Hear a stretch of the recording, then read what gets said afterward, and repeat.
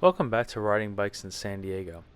We are in the town of San Luis Obispo, and we're just going to call it SLO. And I'm going to say a few street names here and everything, and part of my mispronunciation, if that's what happens.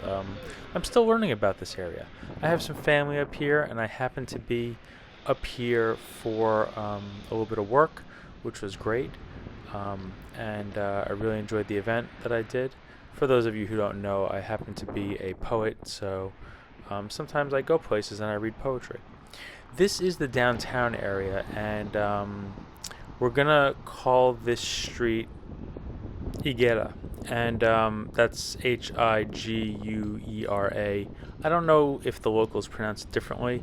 I know that some people in my family mispronounce things all the time, so I don't want to take their word for it. But if you know how to pronounce this road, Higuera, let me know. And but let's just appreciate all the protected sections of this. We have not only protected by floating parking, but also barriers. And when I see this design, I'm thinking about all these different curb cuts going into parking lots and things like that. And it looks like it's possible. Part of my thinking is usually when there's a main road, maybe a hard barrier isn't necessarily possible because of a lot of driveways and things like that. But SLO proves me wrong. Let's just have small things and little lengths of it where we can get it. We'll take what we can get. But the thing is that it seems to normalize the separation, and I wonder how drivers respond to that. I also, when I ride in a place like this, think about the college area, because this is a college town, right?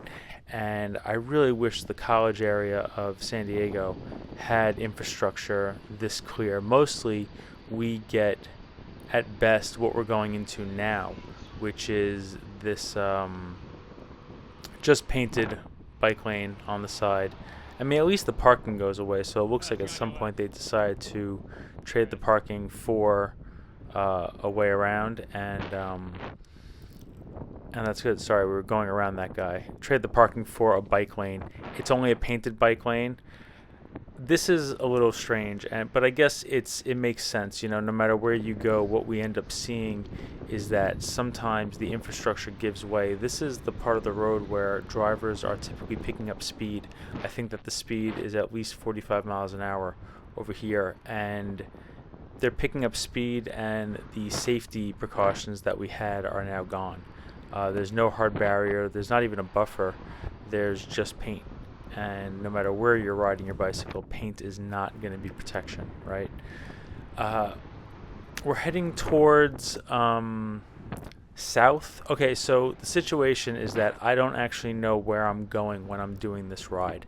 My intention was to get onto Broad Street, but see, I'm kind of old school. I don't ride with a GPS like up in front of me.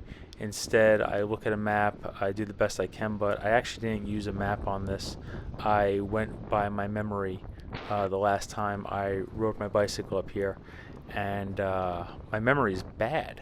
So I ended up on this road, Higuera, and I had a feeling I wanted to stay to the left here. So the bike lane kind of does this weird split here, so I had to go across those turning lanes and end up in this little paint area. And we just passed south.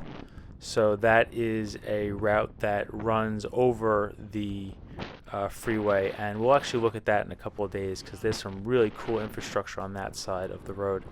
But we're going along, and I'm just getting a sense of this Strode. And when I say Strode, I mean, is it a street? Is it a road? It's kind of, there's stuff alongside of it, but it's moving very fast. It has a whole bunch of lanes. Crossing this as a pedestrian seems like it could be a nightmare. And, I guess we're feeling lucky that we're not doing that in this video. But I'm trying to figure it out. This reminds me of some areas of Mission Gorge.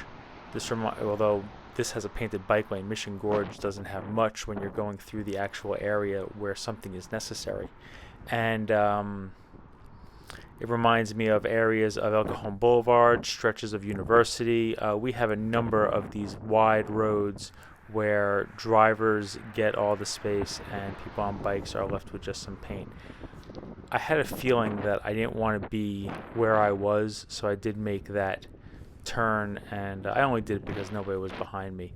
And it's just so happens that we're going to make it to the drive-in, which I happen to know because I've been there before. And if you are ever in SLO on a Sunday, they have a swap meet at that drive-in that is top freaking notch. I think it's like $1 or $2 to get into it, and you will find some wild stuff there. And you know, if you know, you know. But I was impressed by it. I kind of wish that it was on Sunday, but I was actually up here on a Monday to Wednesday. Took the Amtrak up, threw my bicycle in the bike car, and took the Surfliner the entire way from San Diego Santa Fe Station up to San Luis Obispo. So I'm going to show you a few videos up here. I really like to see infrastructure in other areas and think about how that applies to San Diego. If we could get the kind of infrastructure on College Avenue in our college town, the way they had it up on Higuera before we got this far south, that would be an absolute dream come true. It's just some green paint and concrete barriers here and there, but it would be a total game changer in the college area of San Diego. As you can see, the freeway is on the right, the drive-in is on the left, and I know I am not where I intended to be, but that's okay, because if you're going to get lost, it might as well be on a beautiful day where you can drive less and ride a bike. Thanks for coming along, and I'll see you soon.